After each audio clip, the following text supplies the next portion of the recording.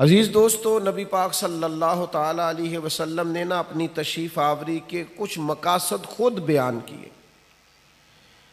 ان میں سے ایک مقصد نبی کریم صلی اللہ تعالی علیہ وسلم نے بیان کیا جو بخاری میں موجود ہے۔ فرمایا میں اخلاق عالیہ کی تکمیل کرنے کے لیے دنیا میں مبعوث کیا گیا ہوں۔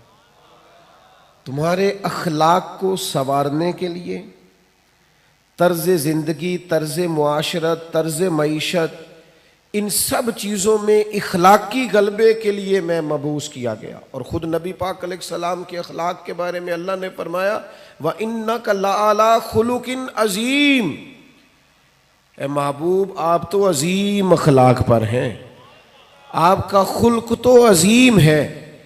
کچھ صفات ہمیں بڑی جلدی اخلاق حسنہ کی اپنانے کی ضرورت ہے، اس لیے کہ جو بے راہ روی ہے اس کو صرف نعروں سے نہیں روکا جا سکتا۔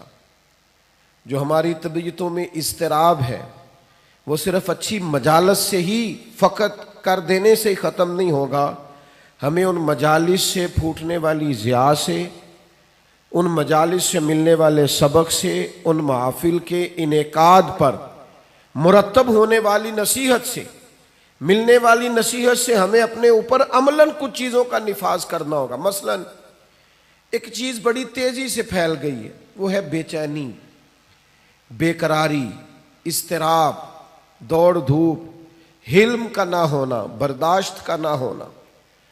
اور میں آپ کی خدمت میں عرض کروں، یہ عدم برداشت یہ عالمی مسئلہ بن گیا۔ کسی چیز کو لوگ قبول نہیں کرتے، مزاجوں میں ٹھہراؤ نہیں ہے، دل تنگ ہوتے نظر آتے ہیں، چھوٹی باتیں لوگ کرتے ہیں۔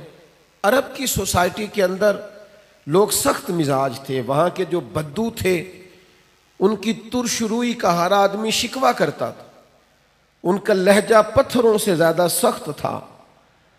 پر نبی کریم صلی اللہ تعالی علیہ وسلم نے اس حلم کا مظاہرہ فرمایا، حضور نے اس بردباری کا مظاہرہ فرمایا۔ پتہ ہے آپ کو دنیا میں بڑے بڑے سیانے لوگ بھی اس لیے ناکام ہو جاتے ہیں کہ ان میں بردباری نہیں، ٹھہراؤ نہیں، بے چینی ہے، بے قراری ہے، جلد بازی ہے، بات بات میں بے چینی کا اظہار کرتے ہیں۔ آپ یہ صحیح بخاری کی حدیث دیکھیے، حضرت انس بن مالک رضی اللہ تعالیٰ عنہ بیان کرتے ہیں میں نبی پاک علیہ السلام کے ساتھ تھا تو حضور نے سرخ دھاری دار چادر اوڑھ رکھی تھی، نجرانی چادر، تو ایک بدو آیا، اس نے آ کے محبوب کی اس چادر مبارک کو کھینچا۔ آپ فرماتے ہیں میں نے خود دیکھا حضور کی مقدس گردن پر اس کا نشان پڑ گیا چادر کا۔ اور جب حضور نے اس کی طرف توجہ کی تو پتہ کیا کہتا ہے؟ کہتا ہے وہ جو اللہ نے مال آپ کو دیا اس میں سے مجھے بھی کچھ عطا کریں۔ یعنی سوالی بن کے آیا ہے، مانگنے آیا، اور حال یہ ہے کہ مقدس چادر کو پکڑ کے کھینچ رہا ہے، اور اس سختی سے کھینچ رہا ہے کہ گردن پر نشان پڑ گئے۔ پر جناب انس بن مالک فرماتے ہیں اس کی حرکت اتنی سخت تھی کہ محبوب کی مقدس وجود اطہر پر وہ نشان چھوڑ گئی۔ لیکن جب اس نے کہا میں کچھ مانگنے آیا ہوں، تو فرماتے ہیں اس وقت میرا قربان ہونے کو جی چاہا جب حضور نے بات سنی اور مسکرانا شروع کر دیا۔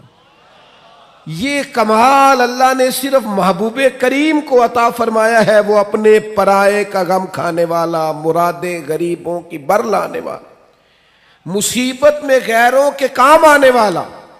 یعنی وہ اس سختی سے مکالمہ کر رہا ہے کہ مقدس چادر پکڑ کے کھینچ رہا ہے۔ ہمارا دروازہ کو زور سے بجا دے نا فقیر کبھی تو ہم کہتے ہیں بھائی تو خیرات لینے آیا ہے کہ قرضہ لینے آیا ہے، توڑے گا تو دروازہ؟ لیکن کیفیت یہ ہے کہ اس نے گردن مبارک پر نشان چھوڑ دیا، پر حضور مسکرائے۔ میرے دوستو، طبیعتوں میں کچھ ٹھہراؤ لانے کی ضرورت ہے، حضور سے بردباری کا فیضان مانگنے کی ضرورت۔ ہماری بے چینیاں، ہماری بے قراریاں، ہماری طبیعتوں کا الجھاؤ اور ہمارا چھوٹی چھوٹی باتوں پہ لڑ پڑنا، چھوٹی چھوٹی باتوں پہ الجھ جانا، آپ یقین کریں یہ محافل اور مجالس میں بعض انتظامی معاملات کی بھی دوست پابندی نہیں کرنے دیتے۔ کسی کو کہا جائے کہ آپ ذرا رک جائیں، آپ تھوڑا ٹھہر کے آئیں، آپ اس دروازے کی بجائے اس دروازے کو اختیار کر لیں، لیکن ہماری طبیعت اس طرح کی ہوتی ہے کہ ہمیں من چاہا سارا ماحول چاہیے، ہم کسی اصول کے، کسی ضابطے کے، کسی قاعدے کے پابند نہیں رہنا چاہتے، کیوں کہ بردباری نہیں ہے۔ نوجوانوں، علم بھی اسی بندے کا کام آئے گا جس میں بردباری ہوگی، بزرگ بھی وہی کہلائے گا جس میں بردباری ہوگی، سمجھدار بھی اسے کہا جائے گا جس میں حلم ہوگا، قوت برداشت ہوگی، جس کا سینہ کشادہ ہوگا۔ یعنی 14 طبق دلے دے اندر تے اسی تمبو وانگوں تانے ہو، دل دریا سمندروں ڈونگے کون دلاں دیاں جانے ہو۔ آپ کا کشادہ سینہ، یہ دراصل، اور پھر ایک اور اہم چیز ہم نے اپنے نبی کریم علیہ السلام سے سیکھنی ہے، وہ ہے شجاعت، بہادری، توانا سوچ اور توانا طرز زندگی، ڈرا ڈرا انداز نہیں، سہما سہما انداز نہیں ایسا نہ ہو کہ ذرا ذرا سی بات پہ ہمارے ہاتھ پیر پھولنے لگ جائیں۔ یعنی جو چیز ابھی آئی نہیں اسے سوچ کے بعض لوگ ڈپریشن کا شکار ہو جاتے ہیں۔ اور جن گھروں میں زیادہ آسانیاں آ گئی ہیں، سہولیات آ گئی ہیں، زندگی آسودہ ہو گئی ہے، وہاں انزائٹی اور ڈپریشن زیادہ آنے لگ گئے۔ آپ ذرا ذرا سی بات پر اگر گھبرائیں گے، پریشان ہو جائیں گے، مضطرب ہو جائیں گے، تو زندگی میں بڑے بڑے کارنامے کیسے سر انجام دیں؟ زندگی تو بذات خود ایک مشقت ہے، اور اللہ فرماتے ہیں لَقَدْ خَلَقْنَا الْإِنسَانَ فِي كَبَدٍ، ہم نے انسان کو مشقت میں رہتا ہوا پیدا کیا۔ اس کو مشقت کرنی ہے، جد و جہد کرنی، اور سمجھدار آدمی اور مالدار آدمی لیکن ذرا ذرا سی بات پر اس کے ہاتھ پیر پھولنے لگ جاتے ہیں۔ یہ بھی ذرا حدیث دیکھیے اور نبی پاک علیہ السلام کے اخلاق عالیہ سے فیضان حاصل کیجئے۔ مشکات میں، بخاری میں، مسلم میں حضرت انس بن مالک رضی اللہ تعالیٰ عنہ کی حدیث موجود ہے۔ فرماتے ہیں ایک رات ایسی مدینہ شریف میں آئی کہ ایک طرف سے آواز آنے لگی کسی کے چلانے کی، چیخنے کی۔ یکدم اہل مدینہ سارے اٹھے اور نیزے، برچھیاں، تلواریں جمع کرنے لگے کہ اس جانب جاتے ہیں جہاں سے وہ آواز آ رہی ہے، اور جا کر معلوم کرتے ہیں کیا حادثہ، کیا سانحہ ہوا ہے۔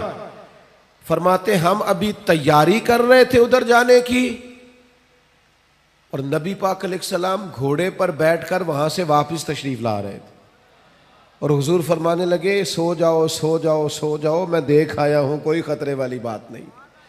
ہم ابھی تیاری میں تھے، لیکن یہ میرے محبوب پاک کی شجاعت ہے، بہادری ہے، دلیری ہے۔ آپ کو زندگی کے اندر اپنے دل کو مضبوط رکھنا ہے، اعصاب کو طاقتور رکھنا ہے۔ بعض لوگ بڑی جلدی گھبرا جاتے ہیں، بڑی جلدی پریشان ہو جاتے ہیں، 5 منٹ سے پہلے سانس پھولنے لگتا ہے، دل دھک دھک کرنے لگتا ہے۔ او بھائی آپ ٹھہر جائیں، ستاروں سے آگے جہاں اور بھی ہیں، ابھی عشق کے امتحان اور بھی ہیں، تو یہ تو کام ابھی بڑا آگے تک جانا ہے۔ لیکن گھبراہٹ، بے چینی، پریشانی، یہ بندہ مومن کی شان نہیں ہے۔ پلٹنا، جھپٹنا، جھپٹ کر پلٹنا، یہ لہو گرم رکھنے کا ہے ایک بہانہ۔ طاقتور زندگی گزارے، مضبوط اعصاب کے ساتھ وقت گزارے، ذہن بنائے کہ زندگی میں پریشانی آئے گی، مجھے فیس کرنا ہے۔ آپ کا ذہن ہونا چاہیے۔ مجھے بتائیے جو جوان ہے اسے بوڑھا بھی تو ہونا ہے نا، بیمار ہے تو ایک وقت خدا نہ خواستہ وہ بھی تو آئے گا نا کہ بیماری بھی آ جاتی ہے، قوا کمزور ہونے لگتے ہیں۔ لیکن اگر آپ کا ہمیشہ اسی طرح پریشان رہنے کا خیال ہے تو پھر بات آگے کیسے بڑھے گی؟ تو حضور سے فیض مانگے، بہادری کا فیض۔ نبی پاک علیہ السلام، صحابہ فرماتے جب جنگ ہوتی تھی نا تو ہم دشمن کے سب سے زیادہ قریب نبی پاک کو پایا کرتے تھے، حضور قریب۔ ایک جنگ میں ہمارا ارادہ ہوا کہ ہم تھوڑا سا پیچھے ہٹ کے نئے سرے سے حملہ کریں، لیکن حضرت ابو سفیان رضی اللہ تعالیٰ عنہ فرماتے محبوب گھوڑے کو ایڑی لگاتے اور جنگ کے اندر جاتے اور آگے ہی بڑھتے چلے جاتے، اور آگے ہی نبی پاک علیہ السلام پیش قدمی فرماتے۔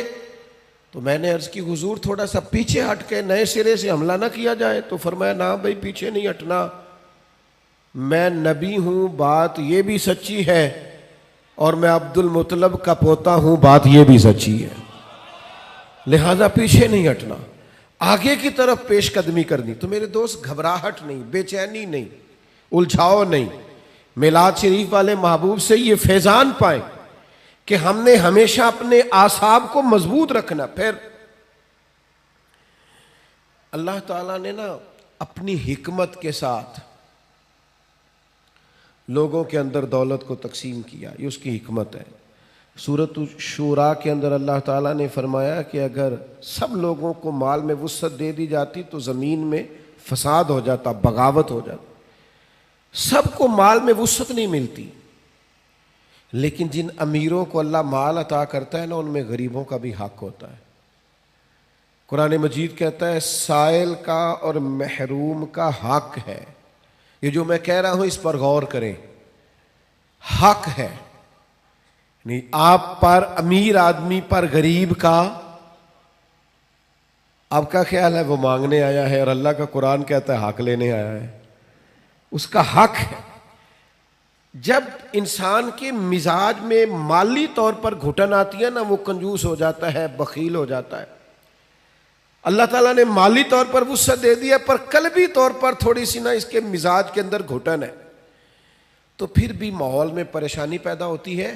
اللہ تعالیٰ بعض لوگوں کو زیادہ مال عطا کرتا ہے، ان کی ذمہ داری ہے غریب بہن بھائیوں کا، دوستوں کا، پڑوسیوں کا، سائلین کا، مساکین کا، یتیموں کا، بیواؤں کا، کمزوروں کا خیال رکھیں، ان کی مالی معاونت کریں اور ان کا حق سمجھ کر کریں. کہ اللہ، حضور سید عالم علیہ السلام کا ایک فرمان اگر کبھی ہمیں یاد ہو جائے نا، تو آپ یقین کریں کہ دل کبھی تنگ نہ ہو خرچ کرتے ہوئے. حضور فرماتے ہیں رب تمہیں جو عطا کرتا ہے نا، وہ تمہارے ضعیفوں کی برکت سے عطا کرتا ہے. وہ جو تمہارے ہاں کمزور روٹی کھا جاتے ہیں نا، غریب کھا جاتے ہیں، ان کے سبب سے اللہ تمہیں دیتا ہے. تو اگر یہ ذہن بن جائے نا کہ اللہ تعالیٰ پتہ نہیں کس کی برکت سے دے رہا ہے، تو پھر جب کوئی آئے تو بندے کا دل تنگ نہیں ہوگا، وہ پریشان نہیں ہوگا، مضطرب نہیں ہوگا. بلکہ ہم نے تو تاریخ میں ایسے بھی سخی پڑے ہیں کہ کوئی لینے آتا تھا تو اس کا شکریہ ادا کرتے تھے کہ یار تیری مہربانی، تو نے اس قابل سمجھا ہے کہ میں تیرے کچھ کام آ سکتا ہوں. نبی کریم صلی اللہ تعالی علیہ وآلہ وسلم کے اخلاق عالیہ سے، حضور کی سیرت پاک سے ہمیں جو فیضان ملتا ہے نا، اس نقطے کو ضرور سمجھیے گا. یعنی آپ کتب سیرت میں یہ پڑھیں گے کہ مہینہ مہینہ کاشانہ نور کے اندر آگ نہیں جلی، چولہا نہیں جلا، کھجور پانی پہ گزارا. اور اگر ایک سونے کی ڈلی گھر میں پڑی رہ گئی ہے ایک ٹکڑا، تو نبی کریم علیہ السلام نماز پڑھا کے تیزی سے گھر تشریف لے گئے اور حضور نے اسے اٹھایا اور اللہ کے راستے میں خیرات کر دی. کسی چیز کو گھر میں پڑا نہیں رہنے دیا.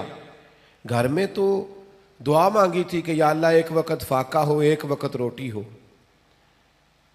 لیکن حضرت جابر ابن عبداللہ رضی اللہ تعالیٰ عنہ ارشاد فرماتے ہیں، بخاری مسلم دونوں میں موجود ہے، فرماتے ہیں کہ جب بھی کسی نے حضور سے سوال کیا ہے نا، تو جو چیز ہم نے حضور کی زبان سے نہیں سنی وہ نہیں ہے.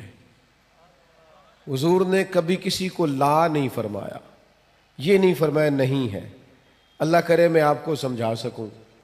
یعنی گھر میں مہینہ مہینہ چولہا نہیں جل رہا، فاقوں کی دعائیں ہو رہی ہیں، لیکن جب کوئی لینے آیا ہے تو حضور نے کبھی نہیں کا لفظ اپنی زبان سے ادا.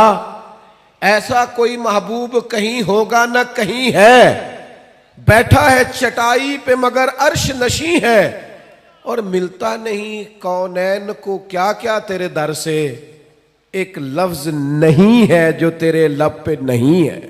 اور آپ دیکھیے فاضل بریلوی کیا کہتے ہیں. فاضل بریلوی کہتے ہیں واہ کیا جود و کرم ہے شہ بطحہ تیرا، واہ کیا جود و کرم ہے شہ بطحہ تیرا، نہیں سنتا ہی نہیں، نہیں سنتا ہی نہیں مانگنے والا تیرا. اور اعلیٰ حضرت فاضل بریلوی رحمۃ اللہ علیہ فرماتے ہیں دھارے چلتے ہیں عطا کے وہ ہے قطرہ تیرا، اور تارے کھلتے ہیں سخا کے وہ ہے ذرہ تیرا. محبوب جب دھارے چلے نا، دھارے عطا کے دھارے چلے، تو پتہ چلتا ہے کہ میرے کریم نے کسی کو قطرہ عطا کیا ہے. اس کے گھر میں دھارے چل رہے ہیں، نہریں بہہ گئی ہیں، اور فاضل بریلوی فرماتے ہیں جب پورے تارے کھل جائیں نا سخا کے اور سخاوت کے، پورا گھر اور پورا محل روشن ہو جائے، تو اس کا مطلب یہ ہوتا ہے کہ کریم محبوب نے کسی کو ذرہ عطا کیا۔ میرے کریم سے گر قطرہ کسی نے مانگا تو دریا بہا دیے ہیں، دربے بہا دیے۔ سخاوت کا مزاج پیدا کریں، اور غریبوں کی خدمت میں بھی گزارش ہے کہ حضور فرماتے ہیں بندہ اللہ کے ساتھ جس طرح کا گمان کرتا ہے رب بھی اس کے ساتھ اسی طرح کا معاملہ فرماتا ہے۔ سخاوت کا مزاج تو پیدا کریں۔ حضور نے فرمایا بندہ دل کا غنی ہوتا ہے، آپ ارادہ تو کریں کہ یا اللہ تو دے میں تیرے بندوں میں بانٹوں گا، آپ ارادہ تو کریں، وہ کریم ہے، عطا کرتے کہاں دیر لگتی ہے۔ نبی کریم صلی اللہ تعالی علیہ وآلہ وسلم کی سخاوت، اور کس طرح کی سخاوت، اس سخاوت کا انداز کیا ہے۔ نبی کریم صلی اللہ تعالی علیہ وسلم کے غلام حضرت انس بن مالک رضی اللہ تعالی عنہ ارشاد فرماتے ہیں کہ ایک شخص حضور کی بارگاہ میں آیا تو اس نے نا 2 پہاڑیوں کے درمیان کھڑی ہوئی بکریوں کا ریوڑ ہی مانگ لیا۔ تو یہ حضور کا دربار ہے نا، محبوب نے بھی سارا ہی عطا کر دیا، سارا ہی دے دیا کریم محبوب نے۔ اب وہ دیہاتی آدمی تھا، گاؤں جا کے نا اپنے حساب سے اعلان کر رہا ہے۔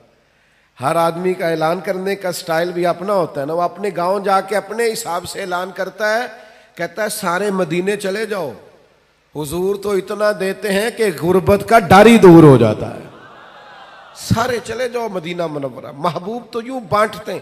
وہ میرے دوست، سخاوت کہاں سے شروع کرنی ہے؟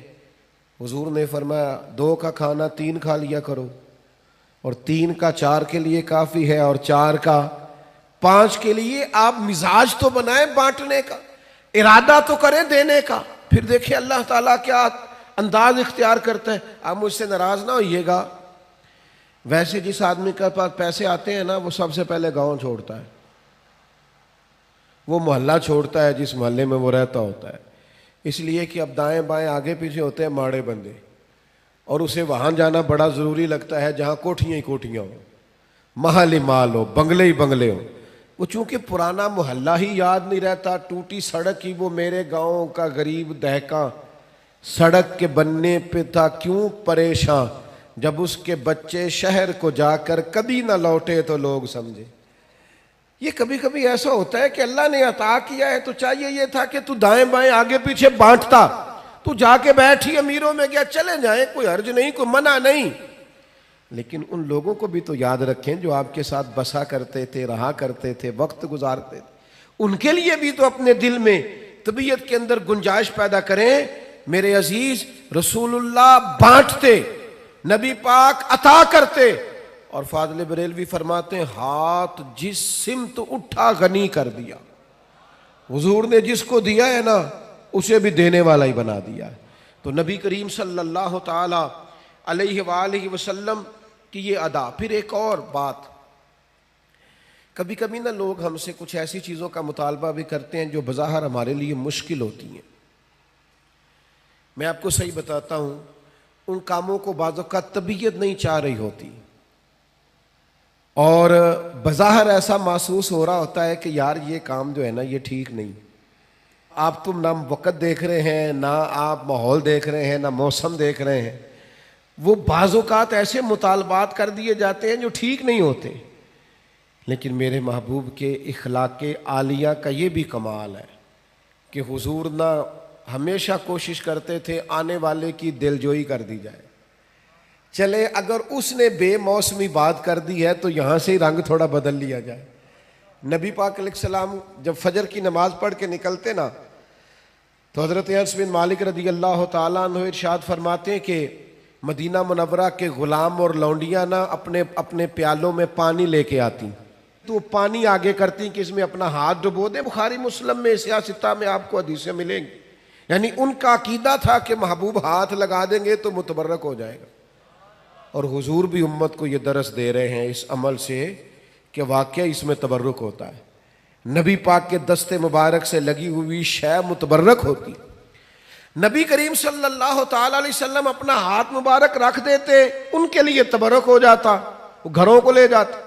اب کبھی کبھی کیا ہوتا، جاڑے کی ٹھنڈی صبح، یعنی سردیوں کی ٹھنڈی صبحیں، ان کو عادت پڑی ہوئی ہے صبح پانی لے کے آنے کی، ٹھٹھرتا ہوا پانی، فجر کا وقت، سردی کا ٹائم، لیکن وہ غلام لا کے پیالے جیسے ہی آگے کرتے، حضرت انس بن مالک فرماتے ہیں میں سیدہ آمنہ کے لال پہ قربان جاؤں، کبھی ہاتھ پیچھے نہیں کیا، فوراً ہاتھ ڈبو دیتے، محبوب دل جوئی کرتے، کرم نوازی کرتے، عطائیں کرتے۔ محبوب کریم صلی اللہ تعالی علیہ وسلم نے کبھی ہاتھ پیچھے نہیں کیا، انہوں نے موسم نہیں دیکھا، وہ سردی میں لے آئے، پر یہ کریم ہے نا، اور دروازہ کریم سے کبھی کوئی خالی گیا ہی نہیں، ہاتھ جس سمت اٹھا غنی کر دیا، موج بحر سخاوت پہ لاکھوں سلام، محبوب پاک علیہ السلام عطا کر دیتے۔ او یارو، ہو سکتا ہے کبھی کوئی بے موسم حکم اماں دے ہی دیتی ہو، کبھی کوئی ایسی بات ابا جی کر دیتے ہوں جو آپ کی طبیعت کے مطابق سوٹ نہ کرتی ہو سکتا ہے کبھی گھر والے کوئی ایسی بات کریں جو برداشت کے قابل وقتی طور پر نہ ہو، لیکن یہ دیکھو نا میرے نبی کا اخلاق، یہ دیکھو نا حضور کا انداز، میلاد منانے والوں، محبوب کے نام پر نعرے لگانے والوں، اپنے مزاجوں میں وہ کشادگی بھی پیدا کرو۔ ہو سکتا ہے کچھ لوگ ایسا بھی کام کریں جو بظاہر طبیعت کے مطابق نہ ہو، پر کہنا ہم اس رسول کے ماننے والے ہیں جو ہمیشہ دلوں کا سہارا بنا کرتے تھے، جو ٹھنڈک پہنچایا کرتے تھے۔ عزیز بھائی، ایک اور بات بھی آپ سے عرض کرنی ہے، یہ جو غصہ ہوتا ہے نا انسان کی طبیعت میں، یہ غصہ نہ آنا بھی ایک بیماری ہے، غصہ آنا بھی چاہیے۔ وَغْلُظْ عَلَيْهِمْ، دین کے دشمنوں پر بندے کو غضبناک ہونا چاہیے۔ محبوب بھی غصہ کرتے تھے، حضرت عائشہ صدیقہ رضی اللہ تعالیٰ عنہ فرماتی ہیں اگر کوئی دین کی حدیں توڑتا تھا نا، شریعت کی حدود، تو حضور غصہ کرتے تھے۔ یعنی کچھ لوگ کہتے ہیں فلانے کو غصہ آتا ہی نہیں، تو میں نے کہا یہ بھی بیماری ہے، اس کا بھی علاج ہونا چاہیے۔ اگر کہیں شریعت کی نافرمانی ہو رہی ہے، اسے غصہ نہیں آتا، تو یہ بھی قابل علاج بیماری ہے، اس کا بھی علاج ہونا چاہیے۔ آپ کو غصہ، اعلیٰ حضرت فرماتے ہیں دشمن احمد پہ شدت کیجئے، وہ ملحدوں سے کیا مروت کیجئے، شرک ٹھہرے جس میں تعظیم حبیب، اس برے مذہب پہ لعنت کیجئے۔ آپ کو کبھی کبھی دین کے معاملے کے اندر غصہ بھی آنا چاہیے۔ جس حدیث میں یہ لفظ موجود ہے نا، اللہ کی رضا کے لیے محبت کرو، اس میں یہ بھی ہے کہ رب کی رضا کے لیے بغض بھی رکھو، غصہ بھی آنا چاہیے۔ لیکن ہمارا مسئلہ یہ ہے، ہمیں دین کے دشمن پر غصہ نہیں آتا، وہاں تو انسانیت جاگتی ہے، ہمیں غصہ آتا ہے ذاتی دشمنوں پہ، اور حضور کا اخلاق یہ ہے کہ ذاتی دشمن پر غصہ کرنا ہی نہیں، جو ذات کا دشمن ہے اس پر ناراضگی قطعاً نہیں کرنی، وہ ذات کا۔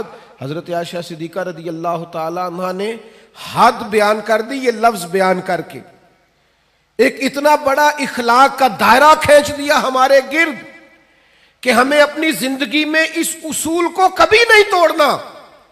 سیدہ عائشہ صدیقہ رضی اللہ تعالیٰ عنہ ارشاد فرماتی ہیں نبی کریم صلی اللہ تعالیٰ علیہ وسلم نے کبھی اپنی ذات کے لیے کسی سے انتقام نہیں لیا، کبھی نہیں لیا، مسلم شریف میں موجود ہے۔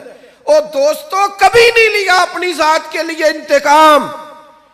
میلاد منانے کے لیے تشریف لانے والوں، حضور کی محفل میلاد میں حاضر ہونے والوں، کتنے زیادہ جھگڑے ہیں اس وقت جو فقط ہماری ذاتیات کے جھگڑے ہیں، صرف اور صرف ہم اپنی ذات کا بت بنائے، معاذ اللہ لوگوں سے دور ہو گئے۔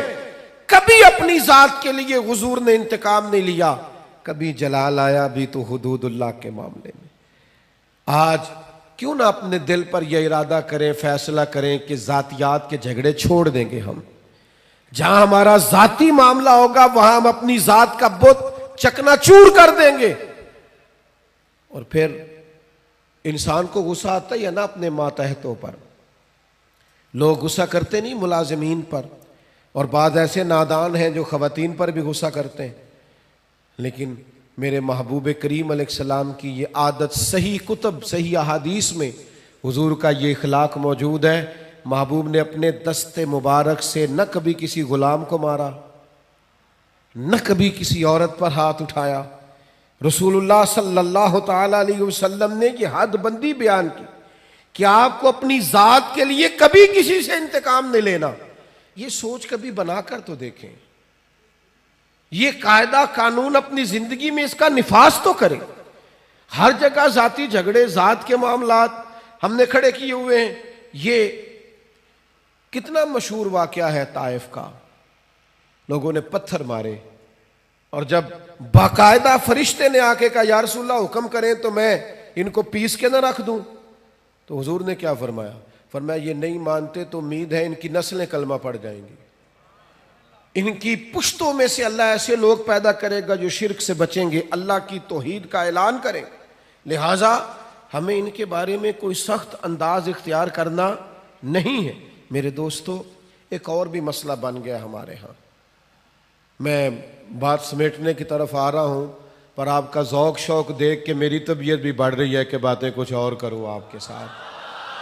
تھوڑا وہ کسی نے کہا تھا نا انکار کریں اج ساکی موسم بڑا سہانا، مستی داج می برسا دے پیاس دا نہیں ٹھکانا۔ تو کچھ میرا دل کر رہا ہے کہ کچھ درد دل کھول کے آپ کے سامنے رکھوں، جو چیزیں معاشرے میں محسوس کرتا ہوں ان احساسات میں سے کچھ باتیں آج آپ کے ساتھ کروں۔ ایک اور طبیعت ہماری بڑی ہو گئی ہے، لان تان کرنے کی، برا بھلا کہنے کی، سخت سست جملے کہنے کی۔ اب یقین کریں مذہبی سٹیج سے، آج کل مذہبی سٹیج سے لفظ بیان کیے جا رہے ہوتے ہیں معاذ اللہ، اور اس طرح کی گفتگو کی جا رہی ہوتی ہے بازاری زبان میں کہ جو اس سٹیج کو زیب نہیں دیتی۔ اتنے اعزاز والی جگہ پر بیٹھ کر آپ اتنی کمزور بات کر رہے ہیں، کچی بات کر رہے ہیں، اور ایسا جملہ بول رہے ہیں جو جملہ ہی بازاری ہے۔ وہ جی فلانے نے کہا ہے تو میں اس کے جواب میں کہہ رہا ہوں، آپ اس کی سطح پہ اتر آئیں گے۔ وَإِذَا خَاطَبَهُمُ الْجَاهِلُونَ قَالُوا سَلَامًا۔ جاہلوں سے تو کبھی انسان کی گفتگو ہو تو انہیں سلام کیا جاتا ہے، ان کی سطح پر اتر کر بات نہیں کی جاتی۔ یہ طریقہ ہی درست نہیں ہے۔ میرے عزیز، حضرت انس بن مالک رضی اللہ تعالیٰ عنہ ارشاد فرماتے ہیں، جب ایک مقام پہ کہا گیا نا حضور علیہ السلام کو، صحابہ فرماتے ایک مقام پہ کہا گیا یا رسول اللہ آپ دعا کر دیں یہ تباہ ہو جائیں، تو حضور فرمانے لگے مجھے لعنت کرنے والا بنا کے نہیں بھیجا گیا، مجھے تو رحمت للعالمین بنا کر بھیجا گیا۔ تو جو بنا کر بھیجا گیا ہے، جو حضرت عیسیٰ علیہ السلام کو ایک شخص برا بھلا کہہ رہا تھا، آپ دعائیں دے رہے تھے، ایک صاحب نے کہا حضور وہ برا بھلا کہہ رہا ہے آپ دعائیں دے رہے، فرمانے لگے اس کے اندر جو ہے وہ باہر نکل رہا ہے اور میرے اندر جو ہے وہ باہر نکل رہا ہے۔ تو اب یہاں جس چیز کا سٹاک ہے وہی نکلے گا نا، تو اب کچھ لوگوں کے اندر جو بھرا ہوا وہی باہر آئے گا۔ حضرت انس بن مالک کا یہ فرمان، اللہ کرے امت یاد کرے۔ حضرت انس بن مالک ارشاد فرماتے ہیں نہ تو نبی پاک فحش گو تھے، کوئی ایسی بات نہ کرتے جو خلاف ادب ہوتی، نہ لعنت کرنے والے تھے، نہ آپ کا کلام اس طرح کا ہوتا تھا جس طرح کا عرب میں بد کلامی سے گفتگو کی جاتی تھی۔ فرماتے ہیں اگر کبھی حضور کو بڑا جلال بھی آتا تو اتنے لفظ فرماتے تھے اس کی پیشانی خاک آلود ہو۔ اس سے زیادہ کبھی میرے نبی کریم نے کوئی بات ارشاد، ناک خاک آلود ہو، پیشانی خاک آلود ہو، اس سے بڑھ کر کبھی کوئی جلال کا جملہ حضور کی زبان سے نہیں نکلا۔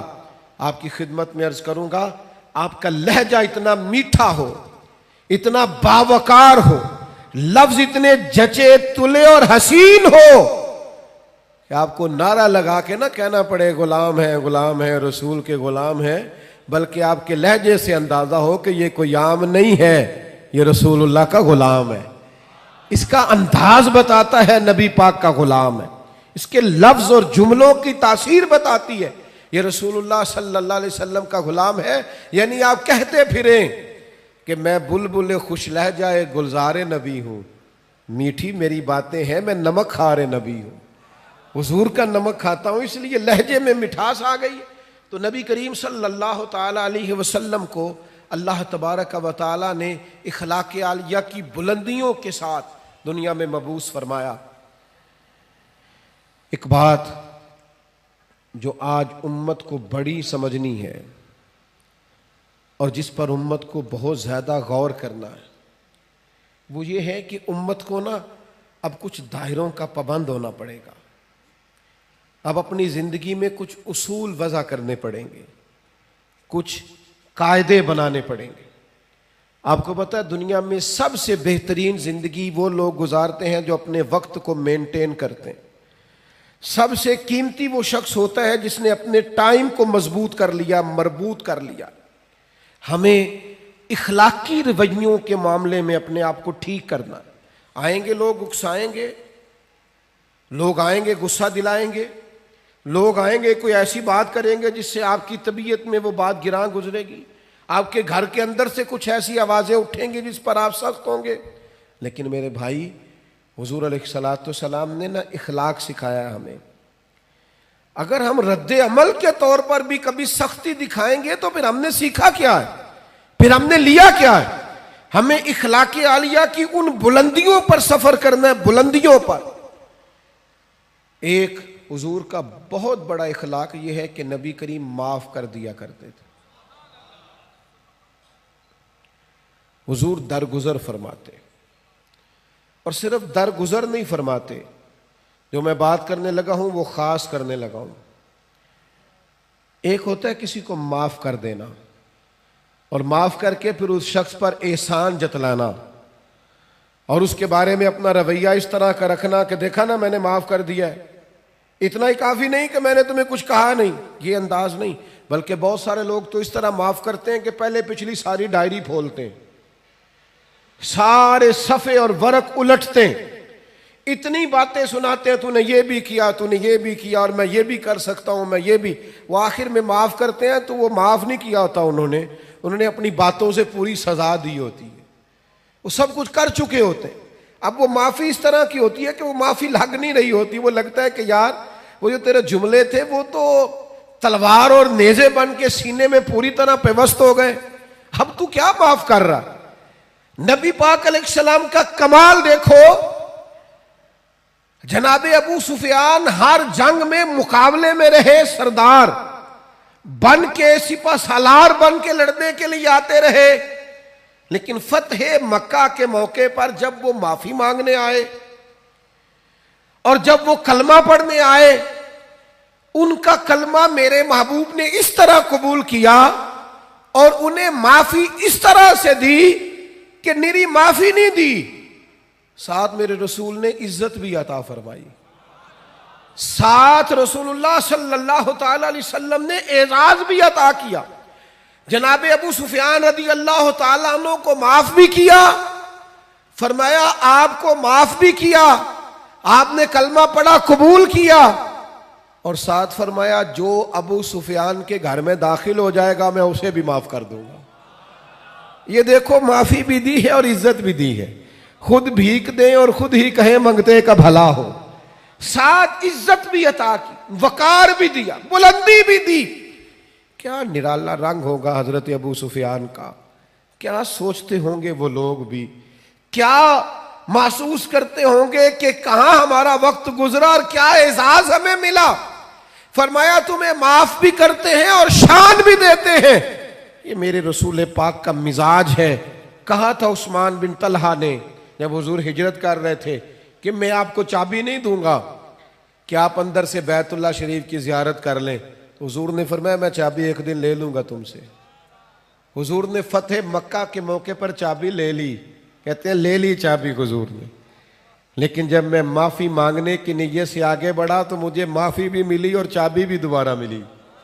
یعنی حضور نے معاف بھی کیا اور عزت بھی عطا کی.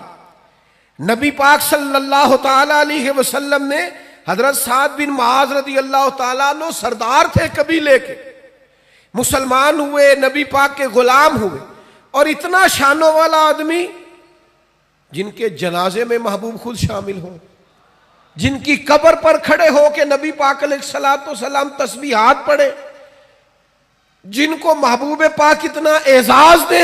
حضرت سعد بن معاذ آئے تو حضور نے فرمایا اٹھ کے استقبال کرو، تمہارا سردار آیا ہے. حضور عزتیں عطا کرتے، نوازتے. ہم نہ کبھی معاف کر دیں تو سینہ نہیں صاف کرتے، کشادگی پیدا نہیں کرتے۔ جن سے غلطیاں ہو گئیں انہوں نے کئی دفعہ ہاتھ پھیلا کر معافیاں مانگی، غلطی ہو گئی تھی بہو سے، اس کے باپ نے بھی آ کے معافی مانگی، ماں نے بھی معافی مانگی، اس بیٹی نے بھی کئی دفعہ مانگی، ہم نے کہہ بھی دیا چلو ٹھیک ہے، سینہ نہیں صاف کیا، دل سے بات نہیں نکالی۔ مومن کے سینے میں غل نہیں رہا کرتا، بوجھ نہیں رہتے، مومن سینے صاف کر۔ ہو گئی غلطی ہمارے چھوٹے بھائی سے، بھول گئے تھے، ہمارے پڑوسی ایک دفعہ غلطی ہو گئی، وہ بس کر دیں یار۔ اس محبوب کے ماننے والے ہیں جو چیز سب سے پہلے عطا کرتے تھے وہ معافی تھی، حضور فوراً معاف کر دیتے، نبی پاک کا طریقہ ہی معاف کر دینا تھا۔ اپنے رویوں میں مثبت تبدیلیاں لائیں، اور میں آپ سے عرض کروں اگر ہم اخلاقی طور پر سنورنے کا ارادہ کریں گے تو اللہ ہماری مدد بھی فرمائے گا۔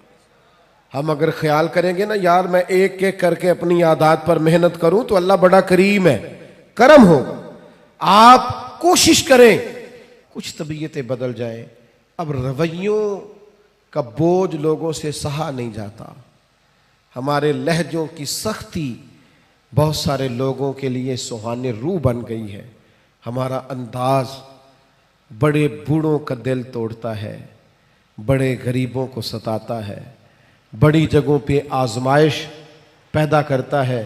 ہمیں اپنے اخلاق پر خاص توجہ مبذول کرنے کی ضرورت ہے۔ آج اس پروقار محفل سے جب آپ اٹھیں تو اپنے لہجے پر، انداز پر، اخلاق پر، رویے پر ضرور غور کریں، اپنے اندر کچھ ایسی خوبصورت تبدیلیاں لائیں کہ کسی کو پتہ چلے کہ اس میلاد سے یہ بدل گیا ہے۔ اللہ کی بارگاہ میں دعا ہے اللہ ہماری حاضری کو قبولیت کا درجہ عطا فرمائے۔